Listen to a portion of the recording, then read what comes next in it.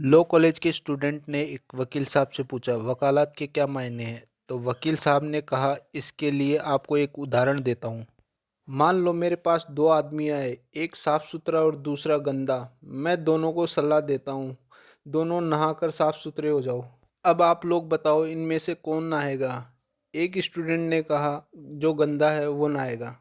वकील साहब ने कहा, साफ आदमी ही नहाएगा क्योंकि उसको सफाई की आदत है, और गंदे आदमी को तो सफाई की अहमियत ही नहीं पता। वकील साहब ने फिर कहा, अब बताओ कौन नहाएगा? फिर एक स्टूडेंट ने कहा, साफ आदमी नहाएगा। वकील साहब ने कहा, नहीं, गंदा आदमी नहाएगा क्योंकि उसको सफाई की ज़रूरत है।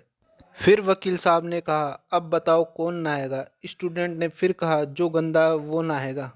वकील साहब ने कहा, दोनों नहाएंगे क्योंकि साफ आदमी को नहाने की आदत है और गंदे आदमी को नहाने की ज़रूरत है। अब बताओ कौन नहाएगा? फिर स्टूडेंट ने कहा, दोनों नहाएंगे। वकील साहब ने कहा, गलत, कोई भी नहीं नहाएगा।